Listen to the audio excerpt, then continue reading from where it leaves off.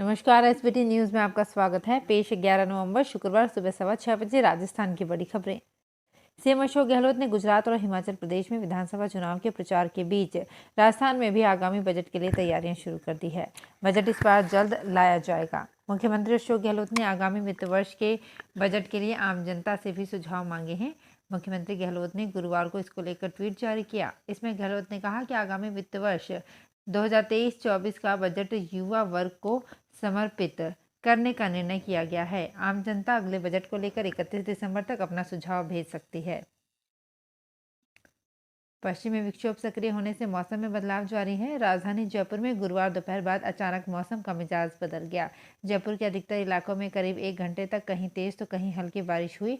JLN मार्ग, Malviya Nagar, Tonk road पर हल्की से मध्यम बरसात हुई। वहीं सांगानेर और आसपास के क्षेत्रों में तेज बरसात शुरू हो गई। अचानक हुई बरसात से आमजन को परेशानी का सामना करना पड़ा। जगह जगह सड़कों पर पानी भर गया और यातायात बाधित हुआ।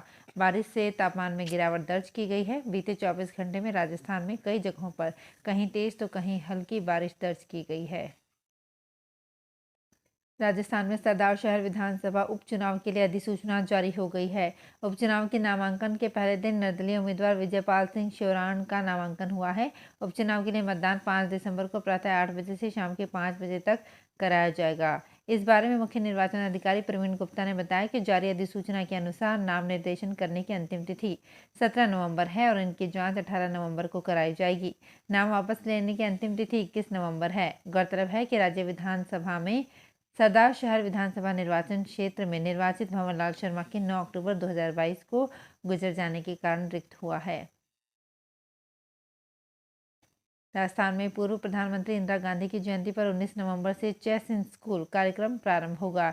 इसके बाद हर महीने के तीसरे शनिवार को नो बैग डे के दौरान स्कूलों में शतरंज खेला जाएगा। शिक्षा मंत्री डॉक्टर बी.डी. कल्ला ने इसकी घोषणा कर दी है।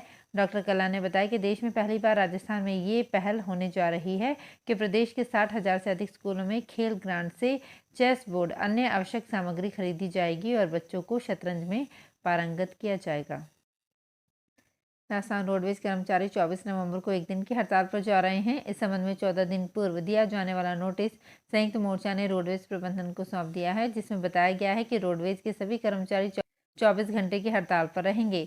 दरअसल राजस्थान रोडवेज जनोपयोगी और अति आवश्यक सेवाओं में शामिल है। ऐसे में कानून के मुताबिक उन्हें हड़ताल पर जाने से 14 दिन पहले नोटिस देना जरूरी है। ऐसे में ये नोटिस रोडवेज प्रबंधन के साथ ही राज्य सरकार को भी भेजा गया है।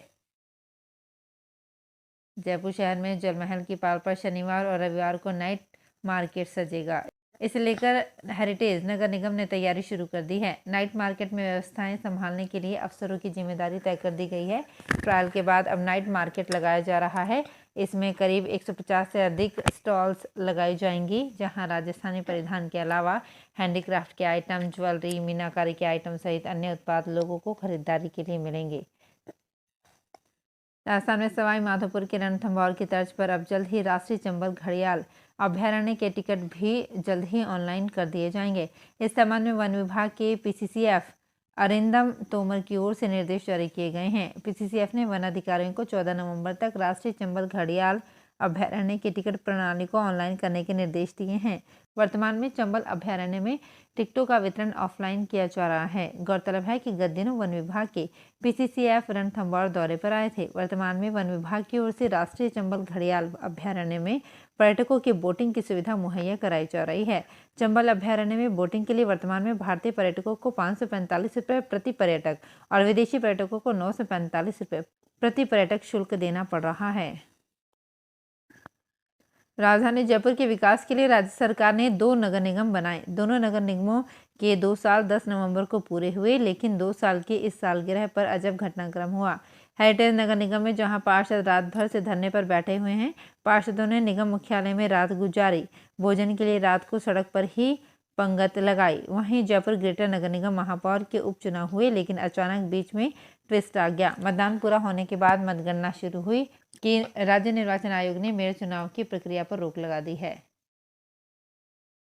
बारा की कृषि उपज मंडी में गुरुवार को नई धान की बम्पर आवक हुई। करीब 2 लाख बोरी धान आने से अब तक का नया रिकॉर्ड बन गया। इससे मंडी की समस्त व्यवस्थाएं ढेर हो गई। एक दिन पहले मंडी में 1 लाख कट्टे मक्का की आवक हुई थी। जिले में अतिवृष्टि से हुए फसल खराबे के बाद पड़ोसी राज्य मध्य प्रदेश व प्रदेश के सवाई माधोपुर से हो रही जिंसों की आवक ने मंडी व्यापारियों के कारोबार को पंख लगा दिए। जींस की भरपूर आवक से अब मंडी परिसर छोटा पड़ने लगा है।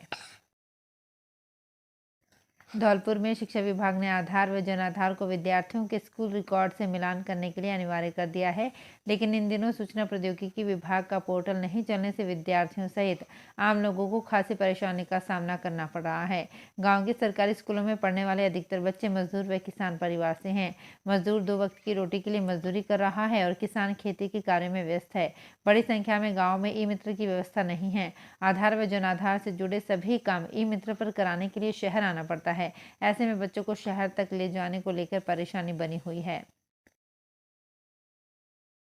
राजस्थान में अजमेर स्थित ख्वाजा मोइनुद्दीन चिश्ती के दरगाह का प्रबंध संभालने वाली दरगाह कमेटी की बैठक 12 नवंबर को नई दिल्ली में होगी। पुष्ट जानकारी के मुताबिक ख्वाजा गरीब नवाज के सालाना उर्स की तैयारियों के सिलसिले में ये महत्वपूर्ण बैठक होगी, जिसमें कमेटी सदस्य सैयद शाहिद हुसैन रिजवी एवं सभी सदस्य शिरकत करेंगे। दरगाह कमेटी नाजिम शादानजेब खान सालाना उर्स की तैयारियों के सिलसिले में महत्वपूर्ण प्रस्ताव रखेंगे। उदयपुर सिटी रेलवे स्टेशन पर रीडेवलपमेंट के काम के कारण स्टेशन का पुलिस लाइन तरफ वाला सेकेंड एंट्री गेट 16 नवंबर से बंद हो जाएगा। इस गेट से यात्रियों का स्टेशन में आना जाना नहीं होगा। इसी दिन से इस गेट से ट्रेन की टिकट की बिक्री भी बंद हो जाएगी। काम के कारण ये गेट लंबे समय तक बंद रहने की संभावना है, क्योंकि रेलवे ने इसके खोले जाने की कोई तिथि नहीं बताई है। रेलवे ने 354 करोड़ की लागत से सिटी स्टेशन पर रीडेवलपमेंट काम को बेहतर तरीके से करने को लेकर ऐसा निर्णय लिया है। भरतपुर में इंदिरा रसोई में गड़बड़ियों को लेकर हाल ही में 3 इंदिरा रसोई का ठेका निरस्त कर दिया गया था। इंदिरा रसोई में गड़बड़ियों के बाद नगर निगम भी एक्टिव दिखाई दे रहा है। गुरुवार को नगर निगम के आयुक्त अखिलेश पीपल ने इंदिरा रसोई संचालकों के साथ बैठक की। बैठक में उन्होंने सभी संचालकों को निर्देश दिए कि इंदिरा रसोई के संचालन में कोई लापरवाही बरती गई तो सख्त कार्रवाई की जाएगी। इस दौरान नगर निगम के आयुक्त अखिलेश की राज्य सरकार की विचारधारा है कि प्रदेश में कोई भूखा ना सोए, जिसे हमें आगे बढ़ाना है। पीएम मोदी 17वें G20 शिखर सम्मेलन में हिस्सा लेने के लिए 14 से 16 नवंबर तक इंडोनेशिया के बाली दौरे पर रहेंगे। विदेश मंत्रालय के प्रवक्ता अरिंदम बागची ने इसकी जानकारी साझा की है। उन्होंने बताया कि बाली में खाद्य और ऊर्जा सुरक्षा, स्वास्थ्य और डिजिटल परिवर्तन सहित G20 शिखर सम्मेलन के एजेंडे के हिस्से के रूप में 3 कार्य सत्र आयोजित किए जाएंगे। राजस्थान में अगले वर्ष 2023 में विधानसभा चुनाव प्रस्तावित है। ऐसे में दोनों प्रमुख राजनीतिक दल कांग्रेस और भाजपा अभी से ही मिशन मोड में दिखाई दे रही है। कांग्रेस पार्टी जहां सत्ता बरकरार रखकर प्रदेश में सत्ता परिवर्तन की चली आ रही परंपरा को तोड़ना चाहती है, तो वहीं भाजपा सत्तारूढ़ पार्टी का सूपड़ा साफ करके सत्ता में लौटने का दावा कर रही है। इधर चुनाव की घड़ी नजदीक आने के साथ ही गहलोत सरकार भी जनहित से जुड़े फैसले लेने में तेजी ला रही है। इसी क्रम में मुख्यमंत्री अशोक गहलोत की अध्यक्षता में बुधवार को मुख्यमंत्री निवास पर हुई राज्य मंत्रिमंडल बैठक में कई महत्वपूर्ण फैसले लिए गए, जिनमें प्रदेश के 13 जिलों में पूर्वी राजस्थान नहर परियोजना से सिंचाई व पेयजल के लिए पानी की उपलब्धता सुनिश्चित करने, राजकीय भर्तियों में आरक्षण संबंधित छूट प्रदान करने, उत्कृष्ट खिलाड़ियों का मनोबल और जैसलमेर में औद्योगिक निवेश बढ़ाकर रोजगार की संभावना में वृद्धि करने सहित कई अहम फैसले शामिल रहे। तो फिलहाल इस बुलेटिन में इतना ही। फिर हाजिर होंगे कुछ और बड़ी खबरों के साथ। अगर आप भी अपने आसपास की छोटी बड़ी और महत्वपूर्ण खबरों से अपडेट रहना चाहते हैं तो सब्सक्राइब कीजिए हमारे चैनल SPT न्यूज को और प्रेस कीजिए बेल आइकन पर।